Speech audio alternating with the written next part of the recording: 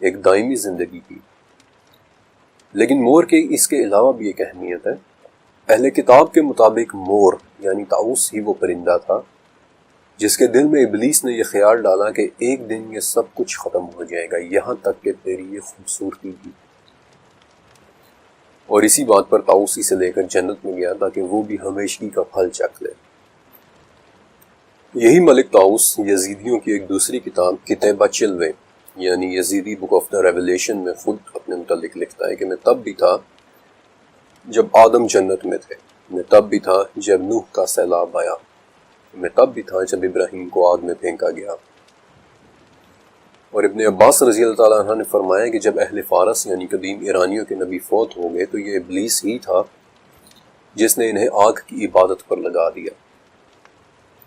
18th century Mexico میں ایک طبقہ تیزی سے پروان چڑھا کہ جو خود کو لا سینتا موارتے کے ماننے والے کہتے تھے اور ڈھانچوں کے ساتھ ایک دن گزارتے تھے جسے وہ ڈے آف دا ڈیڈ کہتے ہیں۔ بظاہر تو یہ ایک بے ضرر سا دن لگتا ہے کہ وہ لوگ اپنے مرے ہوئوں کو یاد کر رہے ہیں، لیکن پاپولر کلچر میں ڈھانچے پوری دنیا میں ہی ایک بڑے شیطان یا بری ارواح کی فزیکل فارم سمجھے جاتے ہیں، بلکہ یونانی زبان میں سب سے بڑے شیطان کے لیے جو لفظ استعمال ہوتا ہے ڈیابولوس، یہ دراصل ابلیس ہی کے لفظ کی ایک ویریشن ہے، اور اس کا مطلب ہوتا ہے کہ شدید ترین الفاظ کہنے والا۔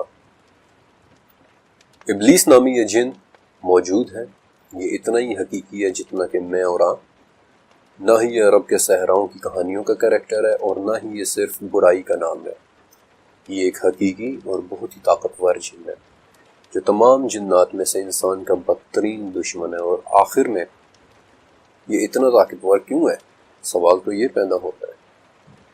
یوں کہہ لیں کہ یہ جن شاید اتنا طاقتور نہ ہوتا اگر اس کا ہدف اتنا کمزور نہ ہوتا، اور اس کا ہدف ہے انسان کا دل۔ سورہ معارج انسان بڑے ہی کمزور دل والا بنایا گیا ہے، اور اگر انسان کے دل میں نسیان کا عارضہ جڑ پکڑ لے تو اسے ہی وسواس الخناس کہتے ہیں۔ یہی وہ نسیان یا بھلا دینا تھا جو سورہ یوسف میں ہے کہ یوسف کے قید خانے کے ساتھی کو شیطان نے بھلا دیا، اور یوسف کئی سال تک قید خانے میں ہی تھے۔ اور اس بھول کا وہ علاج جو ہمیں اس جن سے بچا سکتا ہے وہ بھی ہمیں سورہ کہف میں بتا دیا گیا ہے۔ وَاذْكُرْ رَبَّكَ إِذَا نَسِيتَ، یعنی جب بھی بھولے اپنے پروردگار کی یاد کر لینا۔ اللہ رب العزت کی یاد کے سامنے یہ جن اور اس کی طاقت کوئی حیثیت نہیں رکھتی۔ عثمان بن ابی العاص رضی اللہ تعالیٰ عنہ نے ایک مرتبہ آپ صلی اللہ علیہ وسلم سے کہا کہ یا رسول اللہ مجھے قرآن بھول جاتا ہے، تو عثمان کہتے ہیں کہ آپ صلی اللہ علیہ وسلم نے میرے سینے پر ہاتھ مارا اور فرمایا کہ اے شیطان عثمان کے سینے میں سے نکل جا، اور عثمان کہتے ہیں کہ آپ صلی اللہ علیہ وسلم نے 3 مرتبہ ایسے کیا، اور اس کے بعد جب کبھی میں نے کسی صورت کو یاد کرنا چاہا تو مجھے دوبارہ کبھی نہیں بھولی۔ میں نے آپ کو شروع میں بتایا تھا کہ ابلیس نام کا یہ جن آگ سے بنا ہوا ہے، اور اسی بات پر تکبر کر کے اس نے آدم علیہ السلام کو سجدہ کرنے سے انکار کر دیا تھا، اور پھر اسے مہلت دی گئی تھی، لیکن بالآخر اسے جہنم ہی میں ڈالا جانا ہے۔ لیکن کیا کبھی آپ کے ذہن میں آیا کہ آگ کو آگ سے کیا نقصان ہو سکتا ہے؟ شاید اس سوال کا جواب بھی سورہ دہر کی 13ویں آیت میں ہے کہ نہ انہیں جلتا ہوا سورج چھوئے گا اور نہ ہی زمہریر۔ اور 8ویں صدی کے ایک عراقی اسکالر عبداللہ بن محمد بن عبید ابی دنیا لکھتے ہیں کہ یہ زمہریر ناقابل تصور قسم کی ٹھنڈک ہے۔ یہ ایک ایسی ٹھنڈک ہے کہ جسے ہمارا ذہن سوچنے کے قابل بھی نہیں ہے۔ کیا اس جن کا مقدر وہی زمہریر ہے؟ یہ بات تو سوائے اللہ تعالیٰ کے اور کوئی بھی نہیں جان سکتا، لیکن اس دن کے آنے تک اس جن نے مختلف شکلوں میں بڑے ہی خطرناک وار کیے ہیں۔ آپ میں سے اکثر نے ابن سیاد کا نام سن رکھا ہوگا کہ جو محمد الرسول اللہ صلی اللہ علیہ وسلم کے زمانے میں مدینے کا ایک انتہائی پراسرار کریکٹر تھا۔ ابو سعید کہتے ہیں کہ مدینے کے ایک راستے میں چلتے ہوئے آپ صلی اللہ علیہ وسلم کے سامنے ابن سیاد آ گیا، اور اس وقت ابو بکر اور عمر رضی اللہ تعالیٰ عنہم بھی آپ صلی اللہ علیہ وسلم کے ساتھ تھے، یعنی کہ اس وقت کی دنیا میں رہنے والے ٹاپ کے 3 انسان۔ نبی کریم صلی اللہ علیہ وسلم نے ابن سیاد سے فرمایا کہ کیا تو یہ گواہی دیتا ہے کہ میں اللہ کا رسول ہوں؟ آگے سے الٹا اس نے بھی یہی سوال کیا کہ آپ تو یہ گواہی دیتے ہیں کہ میں اللہ کا رسول ہوں؟ نبی کریم صلی اللہ علیہ وسلم نے فرمایا کہ میں اللہ پر، اس کے فرشتوں پر اور اس کی کتابوں پر ایمان لایا ہوں۔ قید نے سیاد تجھے کیا نظر آتا ہے؟ اس نے کہا کہ مجھے پانی پر ایک تخت نظر آتا ہے۔ آپ صلی اللہ علیہ وسلم نے فرمایا کہ تو سمندر پر ابلیس کا تخت دیکھ رہا ہے۔ پھر آپ صلی اللہ علیہ وسلم نے پوچھا کہ تجھے اور کیا نظر آتا ہے؟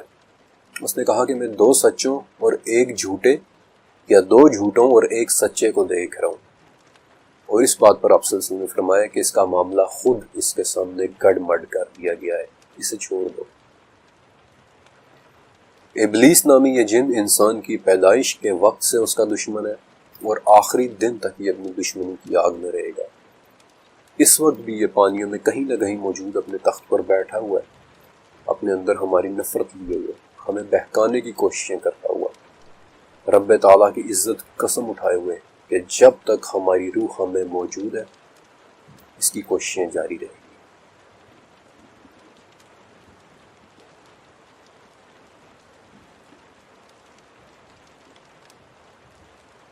جنات کی اس اندیکھی دنیا کے متعلق چیپٹر کے اس حصے میں میں آپ کو ایک ایسے خاص جن کے بارے میں بتانے والا ہوں کہ جو ہم سب کے ساتھ موجود ہے اس وقت بھی، جبکہ میں بول رہا ہوں اور آپ سن رہے ہیں، یہیں کہیں ہمارے قریب، شاید کہیں ہمیں دیکھتا ہوا۔ وہ جن جسے ہم عام زبان میں ہمزاد بھی کہہ دیتے ہیں، لیکن وہ کون ہے؟ کیا واقعی کوئی ایسا جن موجود ہے؟ کیا اس جن کا ہم پر کوئی اثر ہوتا ہے؟ اور ایک اہم سوال کہ وہ ہماری شخصیت میں کیسے ظاہر ہوتا ہے؟ لیکن اس چیپٹر کے اندر میں آپ کو ایک اور بہت ہی اہم ٹاپک کے بارے میں بتاؤں گا، جنات کے ہم پر قبضے کے بارے میں، کہ کیا وہ ہو سکتا ہے، از اٹ پاسبل؟ لیکن اس سے پہلے ہم ذات کی بات کرتے ہیں کہ جب ہم اپنی روزمرہ کی زندگی میں ہم ذات کا ذکر کرتے ہیں تو ہمارے ذہن میں کچھ ایسا سا خاکہ، ایک ایسا سا امیج تعمیر ہوتا ہے کہ وہ دیکھنے میں بالکل ہم جیسا ہوگا، ہمارا ہم شکل۔ وہ کبھی نظر تو نہیں آتا لیکن ہمیشہ ہمارے ساتھ رہتا ہے۔ Let me tell you something، ہمزاد ایکچولی فارسی زبان کا لفظ ہے جس کا اردو مطلب ہے وہ بوجھ جو سب نے اٹھایا ہو۔ اس لفظ کے ماخذ کی تلاش مجھے 700 سال پہلے فارسی میں لکھی گئی قصیدے 1000 فساں تک لے کر گئی، جہاں یہ لفظ ایک نہ نظر آنے والے ساتھی کے لیے استعمال ہوا ہے۔ اس لفظ کا دوسری جگہ پر استعمال 900 سال پرانے فارسی لٹریچر چہار مقالہ میں بھی ملتا ہے، لیکن در حقیقت اس لفظ کی تاریخ اسلام سے بھی پہلے کی ہے۔ وہ دور کہ جب کعبہ میں ابھی بت موجود تھے اور کعبہ ہی کی دیواروں پر ایک قصیدہ آویزاں تھا جس میں 7 نظمیں لکھی ہوئی تھیں۔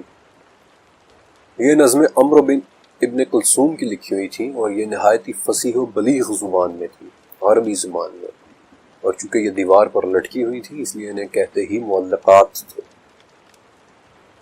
آج ان نظموں میں سے صرف 4 نظمیں ہی بات سکی ہیں، اور انہی نظموں کے ایک شعر میں یہ الفاظ درج ہیں کہ ہم عربوں کا خوف ہمارے دشمنوں کے ساتھ ہمیشہ ایک قرین کی طرح رہتا ہے، اور قرین کا یہ لفظ، یہ عربی لفظ پرشین لفظ ہمزاد کے مترادف ہے، یعنی ایک نہ نظر آنے والا ساتھی جو ہمیشہ ساتھ رہتا ہے۔ عربی زبان میں قرین 2 جڑواں میں سے ایک کو کہتے ہیں، گویا ایک نظر نہ آنے والا جڑواں، ایک ہمزاد کہ جو ہر کوئی ساتھ لیے ہوئے ہے۔ اب اس مقام پر پہنچ کر اتنا تو واضح ہو جاتا ہے کہ ہمزاد یا قرین کا تصور بہت پرانا ہے، لیکن کیا ہمیں ہمارے دین میں اس کے متعلق کچھ بتایا گیا ہے؟ سورہ صافات میں 50ویں آیت سے آگے 2 گفتگو کرنے والوں کی جنت میں بیٹھے ہوئے ایک گفتگو کا ذکر ہے کہ جن میں سے ایک کہتا ہے کہ میرے لیے ایک قرین تھا کہ جو کہا کرتا تھا کہ کیا واقعی تم اس سب پر یقین رکھتے ہو کہ موت کے بعد کی زندگی کی یہ باتیں سچ ہیں؟ پھر انہی آیات میں آگے چل کر یہ کہنے والا کہتا ہے کہ کیا تم دیکھنا چاہتے ہو کہ میرا قرین اس وقت کہاں ہے؟ اور وہ جھانک کر دیکھیں گے تو اسے جہنم کی آگ میں جلتا ہوا پائیں گے۔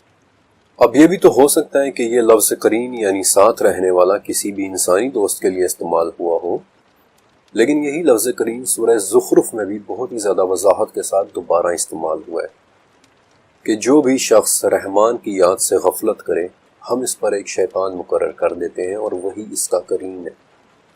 وہ انہیں صحیح راستے سے روکتا ہے، لیکن یہ یہی سمجھتے رہتے ہیں کہ وہ صحیح راستے پر ہیں، یہاں تک کہ جب وہ شخص ہمارے پاس آئے گا تو کہے گا کہ کاش میرے اور میرے قرین کے درمیان میں مشرق و مغرب جتنی دوری ہوتی۔ اب ان آیات سے اتنا تو بہت واضح ہو جاتا ہے کہ قرین نام کی کوئی نہ کوئی اینٹی تو موجود ہے جو ہمارے ساتھ مقرر ہے، جو ہمیں بھٹکا دینا چاہتی ہے۔ لیکن اس بات کا کیا ثبوت ہے کہ ہمارا یہ ساتھی جنات میں سے ہے؟ اس کا جواب دراصل عبداللہ بن مسعود رضی اللہ تعالیٰ عنہ سے مروی ایک حدیث میں ہے کہ نبی کریم صلی اللہ علیہ وسلم نے فرمایا کہ کوئی شخص ایسا نہیں ہے کہ جس کے ساتھ اللہ تعالیٰ